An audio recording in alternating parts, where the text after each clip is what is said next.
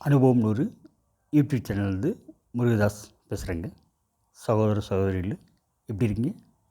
நல்லா இருக்கீங்களா? இந்த எபிசோடில் நம்ம பார்க்க போகிறது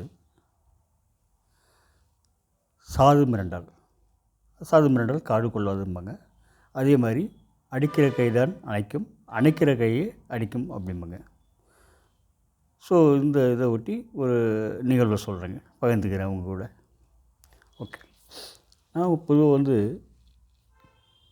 தொழிலாளியாக இருந்து படிப்படியாக முன்னேறி மேலாளர் ஆனேன். என்னுடைய பதிவுகளில் நீங்கள் பார்த்துருப்பீங்க. ஆனால் எப்போவுமே தொழிலாளிகள் மேலே ஒரு பரிவு இருக்குங்க, ஒரு சாஃப்ட் கலர் இருக்கும். ஒரு சில சமயம் என்னுடைய உயரதிகாரிகள் அதை கேலியும் பண்ணியிருக்காங்க. நீ பேத்தடிச்சு போக பார்க்குறியா, நீ எம்ஜிஆர் மாதிரி நினைக்கிறியா அப்படின்னு. ஓகே, அது தொழிலாளர்களுடைய கஷ்டத்தை புரிஞ்சவங்க. நான் தொழிலுடைய கோரிக்கைகள் ஏதாவது நியாயமாக இருந்தால் அதை உடனடியாக நிறைவேற்றி தர எல்லா முயற்சியும் நான் எடுப்பேங்க. ஸோ அந்த தொழிலாளிகள் ஒரு விட்டு போனால் தொழிலாளிகள்லாம் என் மேலே பாசமாக இருப்பாங்க, வருந்துவாங்க. நான் என்னுடைய பிரிவை நினச்சி வருந்துவாங்க. நான் நிறைய நல்லதும் பண்ணுவேன், அதே மாதிரி தவறு செய்யணுன்னா திட்டமும் செய்வேன். அந்த திட்டம்லாம் ஒன்றும் பொருட்படுத்தவே மாட்டாங்க. அவங்களுக்கு தெரியும், சரி சார் திட்டினா கூட சமயம் வரும்போது நல்லது பண்ணுவார் அப்படின்ட்டு. மனசில் எதுவும் வச்சுக்க மாட்டார், நல்லது பண்ணுவார்னு தெரியும். அதனால் என் மேலே பாசமாக இருப்பாங்க. சரி, நான் ஒரு மில்லில் மேலாளராக வேலை பார்த்துருந்தேன். அந்த மேலாளராக வேலை பார்க்கும்போது ஒரு தொழிலாளி இருந்தாங்க. ரொம்ப வயசுங்க, ஒரு 18 வயசு தான் இருக்கும். அப்போ தான் ஊர்லேருந்து வந்தாங்க. அவங்க அண்ணன் ஒரு ஏஜென்ட்டு, ஒரு 15-20 பேர்த்த கூட்டி வேலை வச்சாங்க. அங்கேயே வேலை பார்த்து பசங்களை சூப்பர்வைஸ் பண்ணிட்டுலாம். இந்த வேலைக்கு சேர்ந்த புது பையன் வேலையில் கொஞ்சம் சுமாருங்க. ஆனால் வேலையை கற்றுக்கிறத விட விஷமாத்திரங்கள் நிறைய பண்ணிட்டு இருந்தாங்க. அடிக்கடி கூட்டு கண்டிக்க வேண்டியிருக்கும். ஏன்னா அங்கே அண்ணன் ஏஜென்டால் கொஞ்சம் நீக்கு புக்காக போக வேண்டியிருக்கும். போயிட்டுருப்பேன். அந்த மாதிரி இருக்கும்போது ஒரு நாள் என்ன பண்ணிட்டான், அந்த மில்லோட ஃபோர்மேன் இந்த பையனை கால் சட்டையை பிடிச்சி தூக்கிட்டு அப்படியே இழுத்துட்டு பரவாயில்ல இழுத்துட்டு என் கேபினில் வந்தார். சார், இவன் என்ன பண்ணாங்க கேளுங்க அப்படின்ட்டு அவர் சொல்லிட்டார். அவர் ரொம்ப பதட்டத்துலேயும் இருந்தார், கோவத்தில் இருந்தார். நான் கேட்டேன் அவன்கிட்ட, என்னப்பா பண்ண அப்படின்ட்டு. வாயே பேசலை, அப்படியே ஊமையை மாதிரி இருந்துடலாம், ஒன்றுமே தெரியாத மாதிரி இருந்தேன். வேறு ஒன்றும் சார், நம்ம பாட்டியமாக இருக்காங்களே அப்படின்னு. அது அங்கே ஒரு அனாதையான ஒரு பராமரிக்க ஆள் இல்லாமல் ஒரு வயசான அம்மா இருந்தாங்க. அவங்க இங்கே ஓரட்டை கெஞ்சி குத்தாடி, அவங்களுக்கு 65 வயசு இருக்கும். இந்த வேலை இருந்தால் கொடுங்க அப்படின்னு சொன்னாங்க. சொல்லிட்டு சரி கூட்டிக்கிற வேலை பண்ணுங்க, அதெல்லாம் ஈஸி இல்லையா அப்படி கூட்டுற வேலை பண்ணாங்க.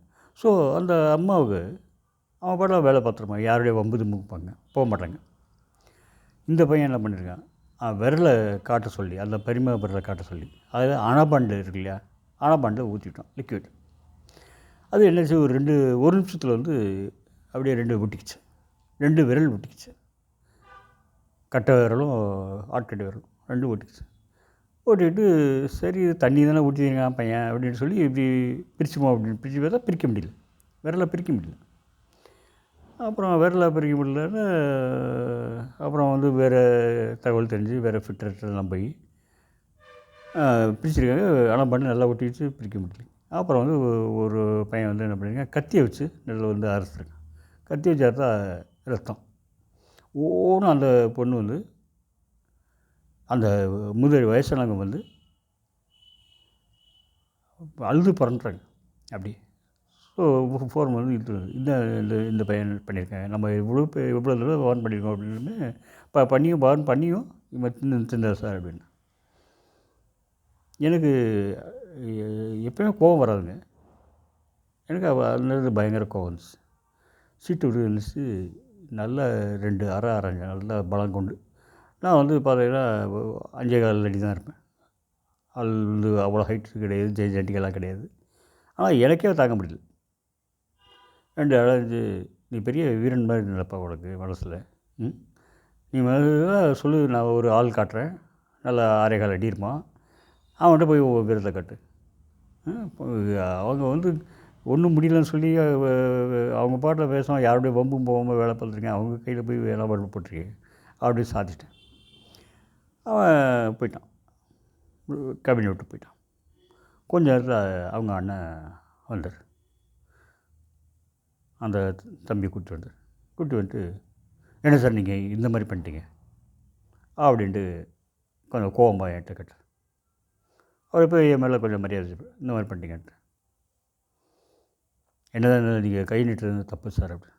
"ஆப்பா, எப்பயும் தொழிலாளி மேலே கை நீட்டுறது தப்பு. ஆனால் அவன் தம்பி என்ன பண்ணியிருக்கான்? அந்த முடியாத கிழவி இருக்குது, வயசானவங்க இருக்காங்க. அவங்க கையில் போய் விரல போயிருக்காங்க. நியாயமா அது? அப்படி ரொம்ப இதாக இருந்ததுன்னா வீரத்தை காட்டணும்னா நல்ல ஒரு 6 அடிக்கு மேலே இருக்க ஆள்களில் காட்டணும்." அப்படி சொல்லி ஒரு பெயர் சொன்னேன். அந்த பையன்கிட்ட போய் சண்டை போட வேண்டியேன். இவனை 4 சாத்து சாத்திருப்பான்ல. "நீயே சொல்லு, நீ உன் தம்பி செஞ்சு தரியா?" அப்படின்னு கேட்டேன். உடனே என் கண் முன்னாடியே அவன் 4 சாத்து சாத்தினான் தம்பி. "ஏண்டா, இந்த மாதிரி பண்ணிட்டு நீ வந்து சார் மேலே கம்ப்ளைண்ட் பண்ணுறியா?" அப்படின்ட்டு. "சரிங்க சார், நான் பார்த்துக்கிறேன் சார். பார்த்து கண்டிப்பாக பண்ணுறேன். ஒழுங்கா திருந்தி வேலை பார்க்கணும், இல்லை நான் ஊருக்கு அனுப்பிடுறேன்" சொல்லிட்டு சலாம் போட்டுட்டு போயிட்டேன். அப்புறம் சாயந்தரம் வந்து எம்டி வந்தாங்க. எம்டி வந்துட்டு என்னை பார்த்தப்ப, "நடந்ததெல்லாம் கேள்விப்பட்டேன் சார். பரவாயில்ல, நீங்கள் பண்ணது நல்ல காரியம் பண்ணியிருக்கீங்க. அப்படி பண்ணால் தான் இது பயம் வரும். என்ன பிரச்சனை நான் பார்த்துக்கிறேன். நீங்கள் தைரியமாக இருங்க." அப்படின்னு. நான் தைரியமாக தான் இருந்தேன். ஏன்னா இந்த மாதிரி பண்ணும்போது அடுத்து வேலை இருந்தால் பெரிய வேலை. நமக்கு இது வந்து பார்க்கும்போதே அநியாயமாக தெரிஞ்சுது.